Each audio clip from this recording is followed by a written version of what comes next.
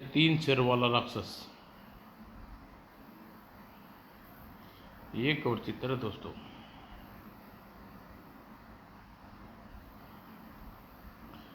प्राचीन काल में विश्वरूप नामक एक बहुत बड़े तपस्वी रहते थे। वे अनेक चमत्कारिक विद्याएं जानकार थे।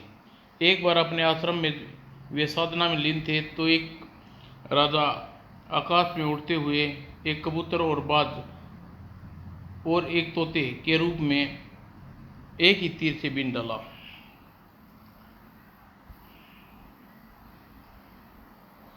राजा के तीर से बिंधे हुए तीनों पक्षी तपस्वी की गोद में आकर गिर पड़े। उनकी तपस्या भंग हो गई। वो किस दुष्ट ने इस निरीह प्राणी की हत्या कर डाली है। तपस्वी की गोद में गिरते हैं तीनों पक्षी की जीवन लीला समाप्त हो गई।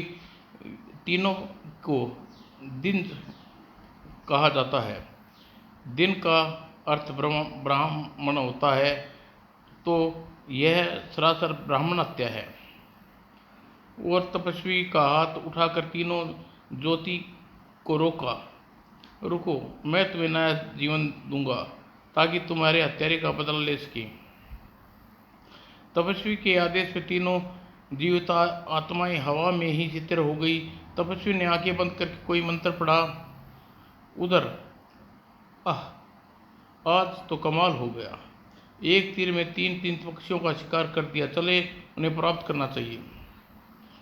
जैसे ही राजा का घोड़ा आश्रम के बाहर बांधकर आश्रम में प्रवेश किया, तपस्वी के मंत्र पढ़कर तीनों को जीवन ज्योतियों पर फूका और मंत्र के प्रभाव से तीनों गिरे। उन तीनों पक्षियों के सिर एक भयानक राक्षस प्रकट हुआ। मुझे जन्म देने वाले मेरे पिता, मेरे लिए क्या आदेश है? पुत्र, मैंने तेरा निर्माण बाज से तेज दृष्टि और शक्ति, कबूतर की रसिकता और तोते की तीव्र बुद्धि से किया है। तुम तीनों बुद्धिमान और महाशक्तिशाली हो। जाओ, उस राजा का विनाश करो, अकारण पशु पक्षियों की हत्या करता है। तपस्वी का वचन सुनकर राजा उल्टे पैर भाग खड़ा हुआ। यह मैंने क्या कर डाला? तपस्वी के विचित्र राक्षस मुझे मार डालेंगे। उधर तपस्वी की आज्ञा पाकर राक्षस राजा की तलाश में आकाश में उड़ चला। वह रहा है दुष्ट अहंकारी हत्यारे, मैं तुझे जीवित नहीं छोड़ूंगा। शायद वह गुफा छिपने के लिए मेरी जान बच जाए। बाहर से छोटी दिखाई देने वाली वह गुफा भीतर से काफी विशाल थी। जो ही राक्षस आगे गति से बढ़ता जा रहा था, राजा आगे गति से गुफा लंबी होती जाती और कौतूहल बढ़ता जाता। यह रास्ता आखिर मुझे कहाँ ले जाकर रहेगा? और वह विशाल सरोवर के पास जाकर समाप्त हुई। अरे, पहाड़ की गर्भ में छिपा यह सरोवर अति सुंदर है। प्यास के मारे राजा का गला सूख रहा था। पानी की इच्छा से उसने घोड़े से उतरकर सरोवर का जल की ओंक भरकर पानी पिया। राजा ने जी भरकर पार अपनी प्यास बुझाई। धीरे धीरे सफेद कमल की पाखड़ी पूरी खुल गई और उसमें से एक अति सुंदर स्त्री प्रकट हुई। उसका चेहरा क्रोध से तमतमा उठा। तू कौन है मूर्ख? बिना मुझसे पूछे सरोवर का जल कैसे पिया? तू चोर है? नहीं, मैं चोर नहीं हूँ। फिर कौन है तू? यहाँ आने का साहस कैसे किया? देवी, मैं मगध राज्य का राजा नंद कुमार हूँ। एक राक्षस अपनी जान बचाने के लिए इस गुफा में आया था। कहकर राजा ने सारी घटना युवती को बता दी। हत्यारे, तू ब्रह्म हत्या का जैसे नीच कर्म करने वाला यहाँ आया। अब तू यहाँ से कभी वापस नहीं जा पाएगा। नहीं। किरणों के प्रभाव से राजा बुरी का शरीर एक कमल के रूप में परिवर्तित हो गया और पानी में गिरा। तभी वहां राक्षस पहुंचा। भागकर कहाँ जाएगा? मैं तुझे पाताल में नहीं खोज निकालूंगा। राक्षस के पास आने से युक्ति के राक्षस को ललकारा। वहीं रुक जा, एक कदम आगे बढ़ाया तो जलाकर राख कर दूंगी। युक्ति की धमकी सुनकर राक्षस का कबूतर वाला चेहरा समझ गया। यह क्या बला आ गई सामने। हिम्मत करके राक्षस तोते के मुंह वाले ने कहा, हे देवी, मैं तो अपने पिता की आज्ञा से इस दुष्ट राजा की खोज में यहाँ आया हूँ जिसने 3 पक्षियों का अकारण हत्या की है। वापस लौट जा। अब वह राजा तेरी पहुंच से बहुत दूर जा चुका है। नहीं देवी, अपने पिता को दिया आदेश पूरा किए बिना मैं वापस नहीं लौटता। वह इसी गुफा में आया है। मूर्ख, अब तू उसे कभी नहीं पा सकेगा। भाग जा, वरना मेरे पिता महाबली नागराज के हाथों मारा जाएगा। हा हा हा, नागराज तो मेरा भोजन है, उसे तो मैं चुटकियों में खा जाऊंगा। युक्ति क्रोध में तलमलाई, तेरी यह हिम्मत, ये संभाल। तभी राक्षस के तोते रूपी बुद्धि ने सिर में सोचा, किसी दूसरे के घर में जाकर बिना सोचे समझे कभी डिंग नहीं हाँकनी चाहिए। इस तरह से तुरता मोल लेकर तुम राजा को कभी नहीं खोज पाओगे। चतुराई से काम लो। राक्षस तुरंत नरम पड़ गया। ओह क्षमा करें देवी, मैंने अपनी तुम्हारी शक्ति को नहीं पहचाना। मुझे नागराज के कूट वचन नहीं बोलने चाहिए थे। मुझे उसके पास ले चलो, मैं उसके चरणों में गिरकर क्षमा मांगता हूँ। अब आई ना अकल, चलो तुम्हें अपने पिता के पास ले चलती हूँ। युक्ति ने सरोवर के जल की ओर जाने का इशारा किया और जैसे ही राक्षस सरोवर के जल में पाँव रखा, पाँव के पास पानी फट गया और नीचे जाती हुई सीढ़ियाँ दिखाई दी। इन सीढ़ियों से नीचे उतरकर सेकंडों नाग आएंगे। तू उसे छुपा नहीं, वरना मारा जाएगा। यह मुझे सांपों से डरा रही है। नहीं देवी, मैं उन्हें नहीं छूऊंगा। फिर राक्षस सीढ़ियों से नीचे उतरने लगा। मैं अपनी शक्ति का प्रयोग तब तक नहीं करूंगा जब तक राजा का पता न लगा लूं। सीढ़ियों से उतरकर वह एक विशाल कक्ष में पहुंचा, जहां भयानक सर्प रेंग रहे थे। ओह मेरा भोजन, इन्हें खाकर मैं कई दिनों की भूख मिट सकती है। अब सब्र करना चाहिए। तभी उस कक्ष में एक तरफ द्वार खुला। आओ भीतर चले आओ, डरो मत। डर कैसा? राक्षस ने उस खुले दरवाजे में प्रवेश किया। राक्षस ने तेज रोशनी जैसे ही वहां पड़ी देखकर चौंक उठा। वो अद्भुत। तब नाग कन्याओं ने इनके नागबंधन खोले। पिताजी, इस राक्षस को मैंने आपके लिए आप शब्द कहे थे। नागराज को सब मालूम है बेटी। फिलहाल हमें एक अतिथि का बातिन का आदर संस्कार करना चाहिए। आप धन्य हैं नागराज, आपने हमें क्षमा करके हम पर बड़ा उपकार किया। युक्ति सोच में पड़ गई। पिताजी ने इस दुष्ट को क्षमा कर दिया और अब इसका एक अतिथि की बातें संस्कार करने के लिए क्यों कह रहे हैं? आखिर क्या चक्कर है, क्या माजरा है? अपनी अतिथि को आदर संस्कार होते देख राक्षस हैरान था। यह सब क्या हो रहा है? कहीं मुझे कोई बलि का बकरा तो नहीं मनाया जा रहा? नागराज की पुत्री ने कौतूहल अधिक बढ़ गया तो अधिक देर तक नहीं छुपा सकी। पिताजी, उस दुष्ट राक्षस को आपने खा जाने की बात कही और आपने उसका संस्कार किया। क्या आप रहस्य है? क्या आप उससे डर गए? बेटी, डर है भी और नहीं भी। लेकिन क्या पिताजी? लेकिन यही बेटी की यह राक्षस तपस्वी विश्व रूप द्वारा निर्मित 3 पक्षियों की आत्माओं से मिलाकर बनाया गया है और यह अत्यंत शक्तिशाली है। तो क्या हम इसे कम शक्तिशाली? पिताजी, हाँ बेटी। अब हमारे परम शत्रुबाज की भांति हिंसक है, चतुर की भांति भीरू और रस का लोभी है। सबसे बड़ी बात यह तोते की भांति पंडित और तपस्वी, विख्यात रूप, असीमित सिद्धियों को जानकार भी है। अतः हमें इसे हराना आसान नहीं है। लेकिन पिताजी, मैंने इन्हें चुटकियों में कमलपास में बांध दिया था। बेटी, वह तुम्हें धोखे में रख रहा था। उसके लिए कमलपास की तो बात ही क्या है। नागपास भी उसका कोई महत्व नहीं है। युक्ति हिचक उठी। फिर हमें क्या करें पिताजी? इससे तो अच्छा यही है हम उस राजा को इसके सौंप कर छुट्टी पा ले। नहीं बेटी, ऐसा कभी नहीं करना। वह राजा मेरा रक्षक है और जीवित है। युक्ति चौंकी। बेटी, आपका जीवनदाता वह कैसे? बेटी, अगर वह राजा ने अपने बाण से उन तीनों पक्षियों को न मारा होता तो वह मेरा जीवन समाप्त हो गया होता। आप कहना क्या चाहते हैं पिताजी? आप तो मुझे कुछ बताया ही नहीं। बेटी, पिताजी तपस्वी विश्व स्वरूप नाम सिद्धि के लिए घोर तपस्या कर रहा था। उसकी तपस्या से वसूवित होकर मैं उसकी ओर खिंचा चला जा रहा था।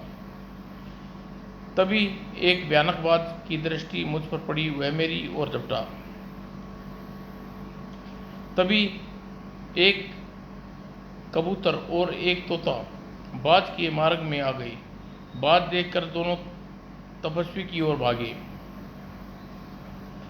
उसी समय राजा ने धनुष का बाण एक बाण में तीनों को बांधता हुआ तपस्वी की ओर गिरा।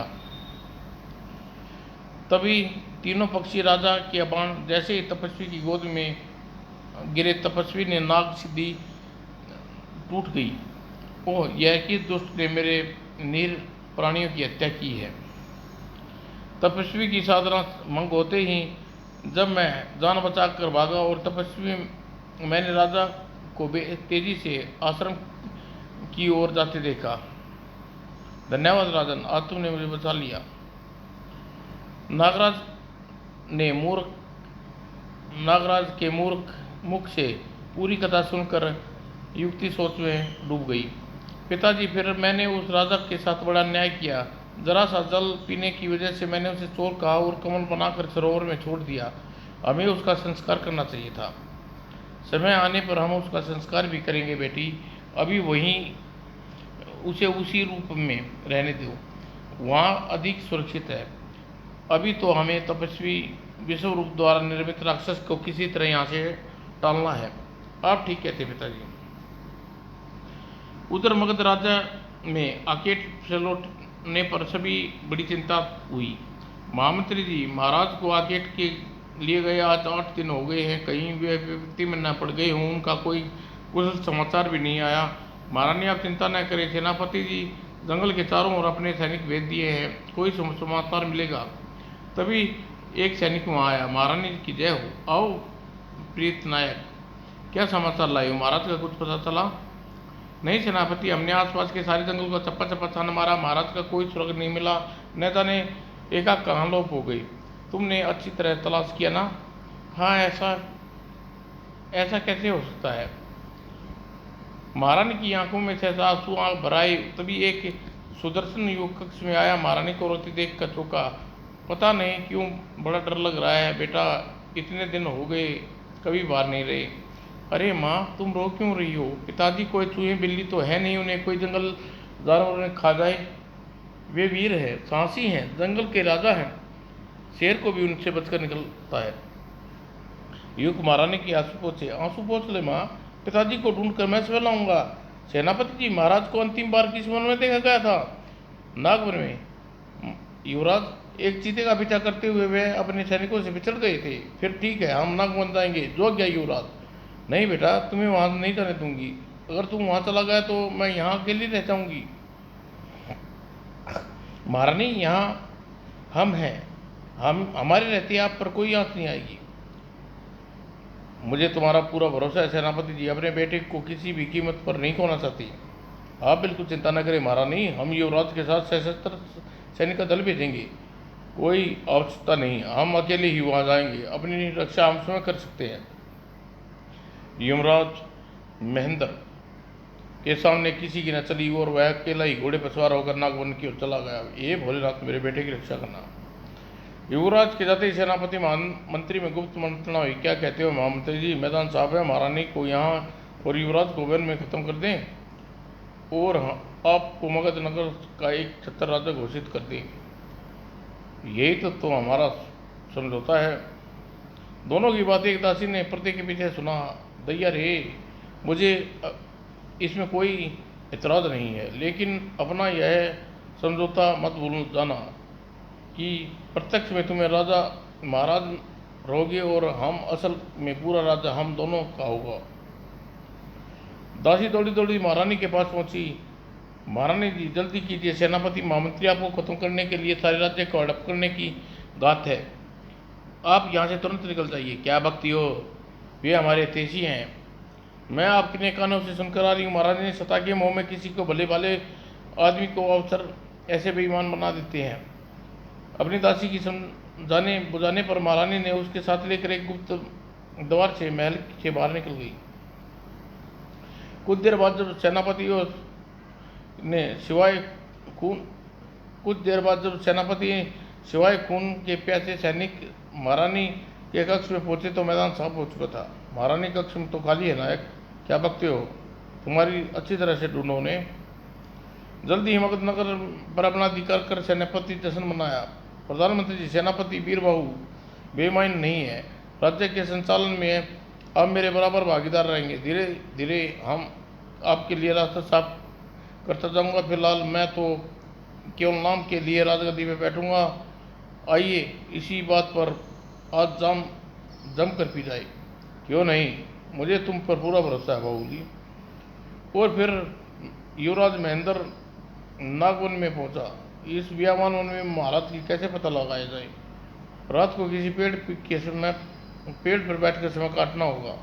तभी एक विशाल का अजगर युवराज की निगाह पड़ी।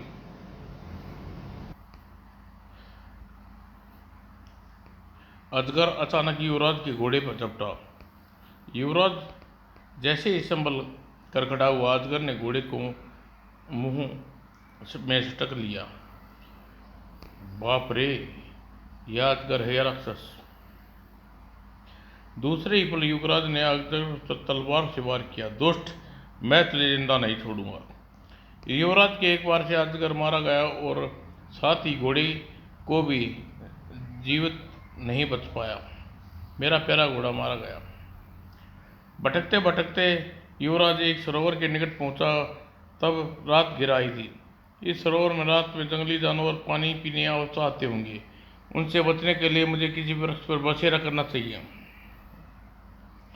युवक एक पेड़ पर चढ़ गया तो एक मोटी सी डाल पर सतर्क होकर बैठ गया। अब सुबह होने पर ही आगे बढ़ा जा सकता है। अचानक रात युवराज को नींद के झोंके आने लगे। तभी उसके कानों में कुछ युवती के खिलखिलाने की आवाज़। वह चौंक कर इधर उधर देखने लगा। जल्दी उधर से सरोवर और गई। अरे, ये कौन है? कहीं कोई परिया तो जल क्रीड़ा नहीं कर रही? फिर युक्तियों में नागराज की पुत्री भी थी। हमें बस करो रत्ना, हमें घर चलना चाहिए। अभी हमारा मन नहीं हुआ, राजकुमारी थोड़ा और रहेंगी। तभी उसी समय जल के मध्य में 3 सिरों वाला भयानक राक्षस निकला और दूर से नाती युक्तियों को देखने लगा। और राजकुमारी नंदिनी का सौंदर्य अद्भुत है, हमें इसे पाए बिना मेरा जीवन व्यर्थ है। वह धीरे धीरे उन युक्तियों की ओर बढ़ने लगा।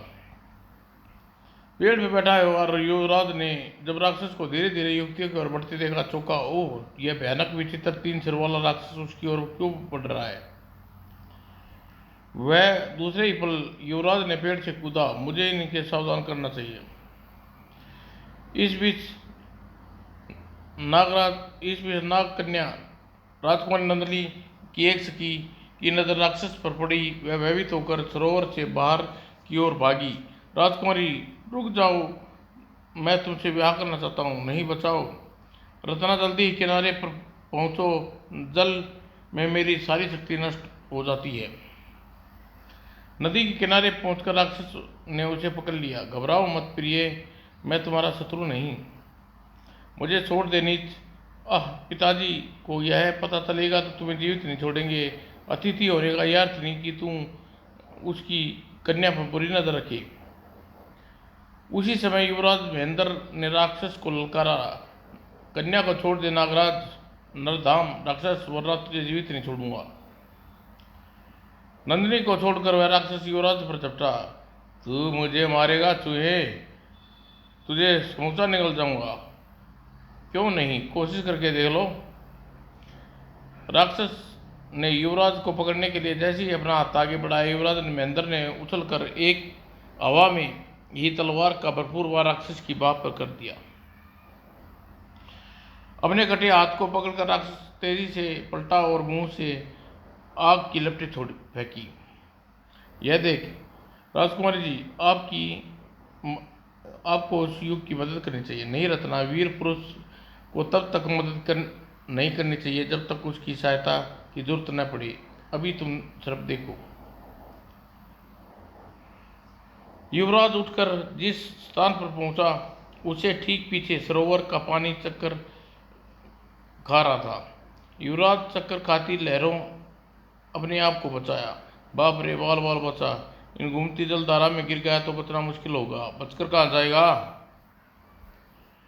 और राक्षस ने सरोवर से निकल कर युवराज के ऊपर छलांग लगाई। अचानक युवराज महेंद्र ने तेजी से नीचे बैठ गया और हाय मर गया बेटा। नदी में तुरंत सकी रत्ना की ओर झपटा। रत्ना की दृष्टि विष भंवर में गिर पड़ी। वहां मूर्छित होकर सीधा पिताजी के पास ले जाया जाएगा। वहां पहुंचने पर ही तुम वहां पहुंचो, हम इस युग का धन्यवाद करके आती हैं। धन्यवाद करने के आना राजकुमारी जी, कहीं बातों में न उलझाना। तू जाती या नहीं? जाती हूँ। राजकुमारी नंदिनी की बनावटी गुस्से के रत्ना हाथ उठा। रत्ना हंसती हुई अपनी सखियों सहित जल में समा कूद गई। उधर राक्षस विश्व भर में फंसकर नीचे की ओर धंसता चला गया। बचाओ। अब आपने उस दुराचारी राक्षस को मेरी रक्षा की। मैं आपका बहुत बहुत धन्यवाद। यह मेरा कर्तव्य था देवी। इसके धन्यवाद की कोई बात नहीं। क्या देवी का परिचय जान सकता हूँ? मेरा नाम नंदिनी है। मैं नागराज वासु की कन्या हूँ। यहाँ निर्वर्तन में देखकर ही हम जल क्रीड़ा करने के आए थे। ओह, पर आपकी सखियाँ आपको छोड़कर कहाँ चली गई? इस सरोवर की तलहटी में मेरे पिता का नागलोक है। वे उस राक्षस की सहायता करने गई हैं। अब वे वे उनसे उस राक्षस की सहायता करने गई हैं। पर अब शिकायत से लाभ का क्या लाभ? वह तो डूब कर मर गया। नहीं, वह डूबेगा नहीं। वह मृत्यु की प्राप्त वह वह डूबा नहीं और न ही मृत्यु को प्राप्त हुआ है। वह केवल मूर्छित हुआ है। जहाँ गिरा है वहाँ विष भरा है। उस विष भंवर में फंसकर वह सीधे पिताजी के पास ले जाया जाएगा। अच्छा, फिर क्या होगा? उसे दंड मिलेगा। कैसा दंड? यह तो बड़ा शक्तिशाली लगता है। शक्तिशाली होने का अलावा हमारा अतिथि भी है। ऐसे अतिथि जिसे न चाहकर भी हम अपने घर में रोके हुए हैं। मैं तुम्हारी बात बड़ी उलझी हुई है। आखिर वह कौन है? बस इतना समझ लीजिए, वह हमारा शत्रु है और हमें इसलिए बर्दाश्त करना पड़ रहा है कि हमें अपने पिताजी की जीवनदाता को उससे बचाना है। आप छोड़िए, यह हमारा मामला है। आप नहीं समझेंगे। मैं आपके रक्षक का परिचय जान सकती हूँ? वो बातों में मैं भूल गया था। मेरा नाम देवेंद्र है और मैं मगध सम्राट नरेंद्र का पुत्र हूँ। राजकुमारी मंत्री ने सम्राट का नाम सुनकर चौंकी। क्या आप मगध सम्राट के पुत्र हैं? हाँ, मैं उन्हीं को ढूंढने निकला था। केट करते हुए वह कहीं चले गई हैं। वो फिर तो आइए मेरे साथ, नागलोक में चलिए। पिताजी आपसे मिलकर बहुत प्रसन्न होंगे। नहीं देवी जी, मन होते हुए भी मैं तब तक तुम्हारे साथ नहीं जा सकता जब तक अपने पिता की खोज न लूँ। राजकुमारी ने कुछ सोचकर युवराज की ओर देखा। युवराज, अपने पिता के प्रति तुम्हारी भक्ति देखकर मुझे बहुत प्रशंसा हुई। एक दिन तुम जरूर अपनी खोज निकालोगे। यहाँ से पूर्व दिशा में तपस्वी विश्व स्वरूप का एक आश्रम है। संभवतः वे तपस्वी तुम्हारी कुछ मदद कर सके। धन्यवाद देवी। पिता की खोज करने के बाद मैं घर लौटने से पहले एक बार यहाँ जरूर आऊँगा। भोर की लाली आकाश में फैलने लगी थी। युवराज विदा ली। अच्छा वंदे देवी, मैं चलता हूँ। ईश्वर तुम्हें सफलता दे। वो युवराज दूर जाते देख नंदिनी पलटी और पानी में कूद पड़ी। नागराज को जब ये सारी बात पता चली तो वह क्रोध में भरकर आग बोला उठा। निकल जाओ यहाँ से, इसी समय चले जाओ। हमने तुम्हें अतिथि के सम्मान दिया, तुमने हमारी इज्जत पर हाथ डालने की नीयता की। पर नागराज, मैं आपकी बेटी से विवाह करना चाहता हूँ। बंद करो अपनी काली जुबान। इससे पहले कि मेरे आदमी तुम्हें विषकुंड में डालकर हमेशा के लिए खत्म कर डालें, तुम यहाँ से चले जाओ। जाता हूँ, पर जब तक मैं अपने जनक की आज्ञा पूरी नहीं कर लेता, राजकुमारी नंदिनी को नहीं पा लेता, तब तक मैं सरोवर से बाहर ही बैठा हूँ। कहकर राक्षस पैर पटकता वहां से चला गया। उधर दूसरी ओर पूर्व दिशा में चलता हुआ युवराज महेंद्र विश्व स्वरूप के आश्रम में पहुंचा। संभवतः यही तपस्वी विश्व स्वरूप का आश्रम है, भीतर चलकर देखना चाहिए। आश्रम में प्रवेश कर युवराज ने जो दृश्य देखा उसे देखकर चौंक पड़ा। महारानी के पास आकर बैठ गया। महारानी जी, आप मुझे छोड़कर कहाँ चली गई? धीरज रखे बेटे, मेरा आशीर्वाद विफल नहीं हो सकता। तू यहाँ वन में कैसे आ गई? माँ, आंखें खोल, मुझे क्या हुआ है? तुझे क्या हुआ? तेरा शरीर युवराज महारानी को नाग ने डस लिया है। तपस्वी ने नागराज युवराज की चेतावना देकर उठाया। बेटा होने को कोई नहीं टाल सकता। मेरा दावा है कि और आशीर्वाद का फल स्वरूप कभी सब असफल नहीं हो सकता। तुम्हारी माँ मरी नहीं है, यह विष प्रभाव में है, मृत प्राय है। पर महाराज, यह कैसे हुआ कैसे? मेरी माँ के पीछे यहाँ वन में आई हो, पीछे ही वन में आई होगी।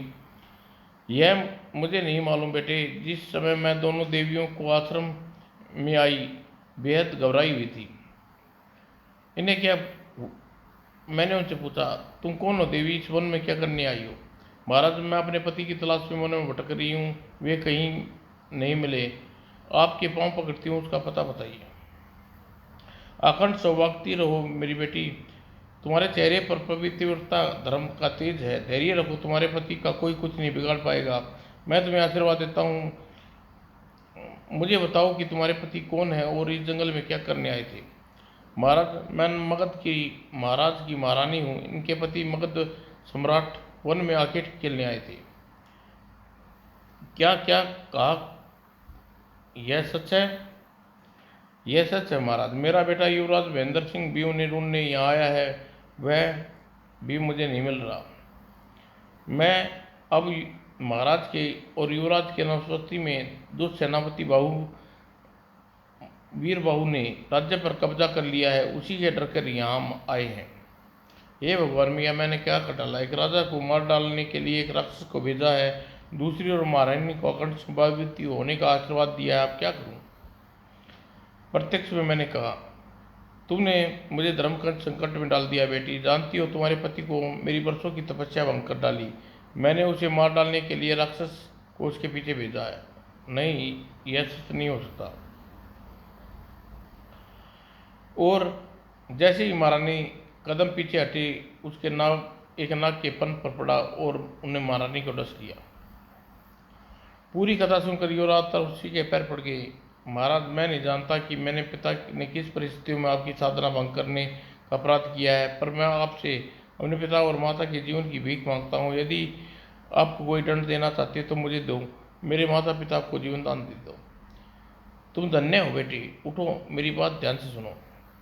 मैंने अपनी दिव्य दृष्टि से देखा कि मेरे द्वारा भेजा 3 सिर वाला राक्षस इसी वन के पश्चिम दिशा में पड़ने वाले एक नाग सरोवर के तट पर बैठा है।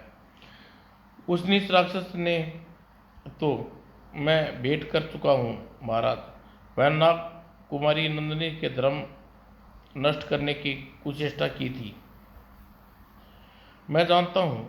इसलिए मैंने अपनी सारी दिव्य शक्तियाँ उसके भीतर वापस खींच ली है। फिर भी वह ढीठ बड़ा शक्तिशाली है। अब तुम उसे मारकर अपने पिता की रक्षा कर सकते हो। याद रखना, जब तक वह तुम्हारे तीनों सिरों को धड़ से अलग नहीं कर दोगी, वह मरेगा नहीं। मैं उसे मार डालूंगा महाराज, पर मेरे पिता कहाँ हैं और मेरी माँ को फिर कैसे दिला पाऊंगा? बेटा, तुम उस नाग सरोवर में जिस के बाहर राक्षस बैठा है, वहाँ सैकड़ों कमल के फूल खिले हैं। उन्हीं एक फूल को तोड़कर एक कमल के फूल में तुम्हारे पिता का जीवन कैद है, पर वहाँ तुम्हें किसी को कैद वहाँ उसने किसे कैद किया? बेटे, यह तुम्हें वहीं जाकर पता चल जाएगा। उस सरोवर के मध्य में एक बड़ा कमल का फूल है। उसे पद्म पराग नाम एक साधु का कोष है। उस मधु का रंग स्वर्ण की भांति पीला है। उस मधु को तुम अपनी माँ के होठों पर लगाओगे तो वह जीवित उठेगी। मुझे आशीर्वाद दीजिए महाराज, मैं सफल होकर लौटूं। विजय रहो बस। तपस्वी से विश्व सूत्र से वो आशीर्वाद लेकर युवराज महेंद्र सरोवर के तट पर पहुंचा। राक्षस को ललकारा, नीच पापी, तू अभी तक जीवित है, आज तुझे जीवित नहीं छोड़ूंगा। तू फिर आ गया, उस दिन तो बच गया था, आज तू नहीं बच पाएगा। दोनों में घमासान युद्ध हुआ। यह संभाल खच। राक्षस को धरती पर गिरते युवराज ने तीनों सिरों को धड़ से अलग कर दिए। यह तो मारा गया, अब मुझे सरोवर में कूदना चाहिए। और अगले ही पल जय बोले लात। फिर तभी कमल के फूलों पर सैकड़ों सरप उठ खड़े हुए। ये भोलेनाथ, इन नागों को संभालो, मैं आपका दास हूँ। उसी समय सफेद फूल से कमल युवा और नाग कन्या नंदिनी प्रकट हुई। उसे मुस्कुराता युवराज कमल दल पर चढ़ाने के लिए अपना हाथ आगे बढ़ाया। युवराज, मैं तुम्हारी प्रतीक्षा कर रही थी। यह तुम हो राजकुमारी? मेरे पिता भी तुम्हारी कैद में हैं? नहीं, वे नागराज के मेहमान हैं। कमल के फूल के मध्य से सुनहरी सीढ़ियाँ नीचे जा रही थी।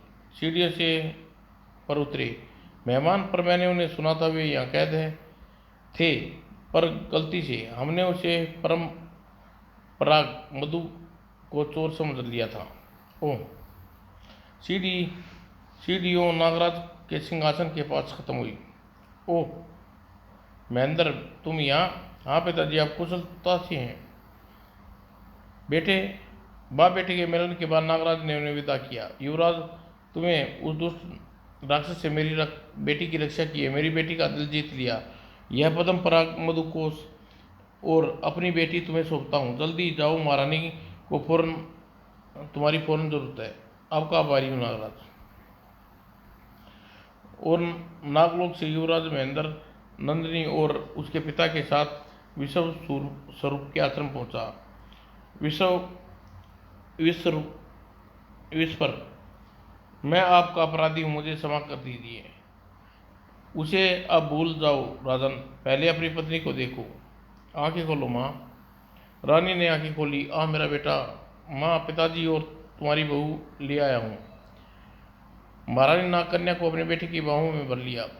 अब महारानी, अब घर चलो। उस दुष्ट वीर बाहु और मंत्री से निपटना है और सिर दी अपने देश जाओ राजा। तुम्हारे प्राणों की रक्षा तुम्हारी प्रजा तुम्हारी राह देख रही है। मगध रक्ष की सीमा में महारानी और युवराज आने का समाचार पाकर सेनापति वीरबाहु ऑफिस से बाहर हो गया। सेनापति, जाओ उस बंदी बनाकर हमारे सामने पेश करो। जो गया महाराज। वीरबाहु, यह तुम ठीक नहीं कर रही, प्रजा विद्रोह कर देगी। हमारे सामने कायरों की जुबान मत बोलो महामंत्री, तुम्हें जाना है और जाकर महाराज के तलवे चाटो। ठीक है, मैं जाता हूँ। वीरबाहु ने राजा बन कर महामंत्री के किए समझौते का पालन नहीं किया था, इसलिए उसे खिन्न था। और फिर सेना के सीमा पर पहुंचने पर प्रजा सचमुच विद्रोह कर दिया। सेना ने हथियार छीन लो, हमारे महाराज वापस आ गए। मगध सम्राट की जय हो। वीरबाहु को बंदी बना लिया गया। इस देशद्रोही को हमारे सामने से ले जाओ, फांसी पर लटका दो। नरधाम को, प्रधानमंत्री को कैद में डाल दो। जो आ गया पिताजी। महाराज दया कीजिए, मैं फिर ऐसा नहीं करूँगा। समाप्त दोस्तों।